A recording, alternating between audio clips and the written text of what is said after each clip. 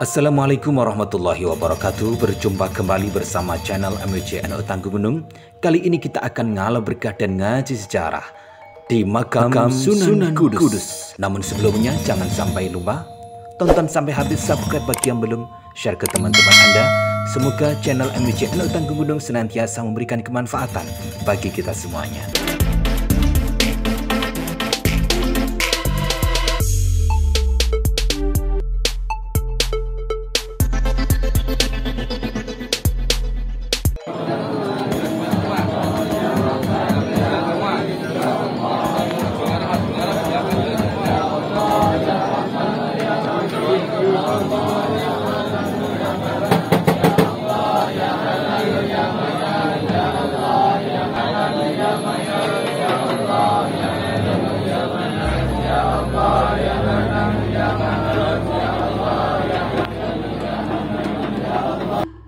Disarikan dari berbagai sumber, Sunan Kudus yang nama lengkapnya adalah Sayyid Ja'far Shodiq Azmat Khan, lahir pada 9 September 1400 Masehi.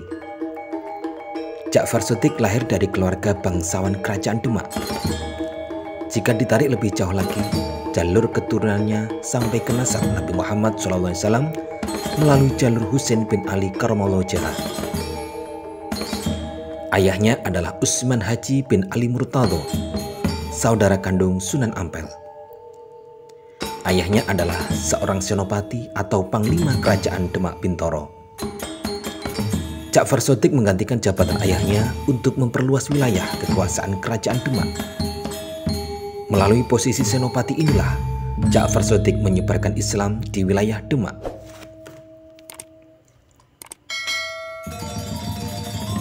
Selain menjabat sebagai seorang senopati, ia juga diangkat menjadi imam besar Masjid Agung Demak serta menjadi qadhi atau hakim kerajaan Demak Bintoro.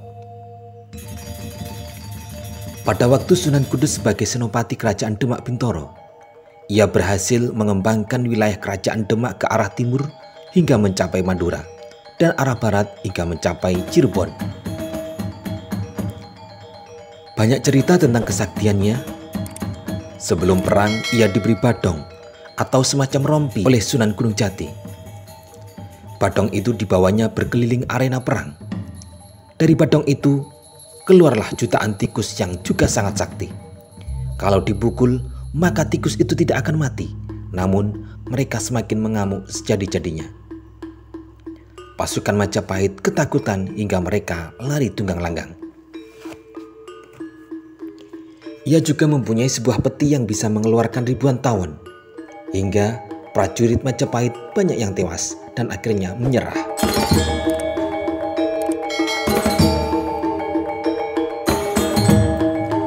Sunan Kudus pada akhirnya meninggalkan Demak Bintoro karena ingin membaktikan seluruh hidupnya untuk kepentingan agama Islam. Ia pergi menuju ke Kudus. Dalam cerita tinutur, dahulu kota Kudus masih bernama Tajuk. Dikisahkan, Sunan Kudus berguru kepada Kiai Tlingsing yang merupakan seorang Muslim Cina asal Tiongkok. Kiai Tlingsing sudah tinggal di Kudus sejak abad ke-15 Masehi dan menjadi cikal bakal Tionghoa Muslim di Kudus. Kiai Tlingsing seorang ahli seni lukis dari dinasti Sung yang terkenal dengan motif lukisan dinasti Sung, juga sebagai pedagang dan mubalik Islam yang terkemuka.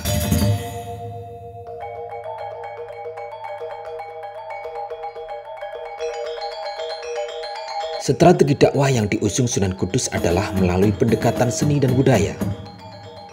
Ia tidak langsung melarang masyarakat yang masih menganut kepercayaan animisme dan agama Hindu-Buddha, melainkan merangkulnya pelan-pelan. Berkat karisma dan keluasan pergaulannya, Ja'far Shodiq memperoleh simpati dari masyarakat. Kemudian mengembangkan dakwahnya melalui akulturasi budaya dengan perlahan agar bisa diterima masyarakat setempat. Terbukti, Masjid Kudus yang dibangun di masa dakwah beliau memiliki arsitektur unik. Menara masjidnya menyerupai candi. Sunan Kudus berhasil mengkolaborasikan arsitektur Islam, Jawa, Hindu-Buddha, dan Tionghoa. Selain Kiai Tlingsing, Sunan Kudus juga belajar di pesantren Ampel Denta. Selain itu, Sunan Kudus juga gemar mengembara ke wilayah-wilayah jauh seperti Hindustan hingga Tanah Suci Mekah. Sunan Kudus menikah dengan Dewi Rukil, putri dari Sunan Raden Magdum Ibrahim atau Sunan Bonang. Dari istrinya itu, Sunan Kudus memiliki seorang anak bernama Amir Hasan. Setelah beberapa tahun mengabdi dan berdakwah di wilayah Kudus, Sunan Kudus pun tutup usia pada tahun 1550 Masehi. Beliau meninggal dalam keadaan sangat diinginkan oleh setiap umat muslim. Beliau meninggal dunia dalam posisi sujud ketika menjadi imam sholat subuh di Masjid Kudus. Dan beliau dimakamkan di area Masjid Menara Kudus. Makamnya terletak di belakang bangunan utama. Untuk masuk ke dalam kompleks makam, ada akses tersendiri yang bisa dilewati. Namun, bisa juga melewati gapura di samping kiri Masjid Menara Kudus.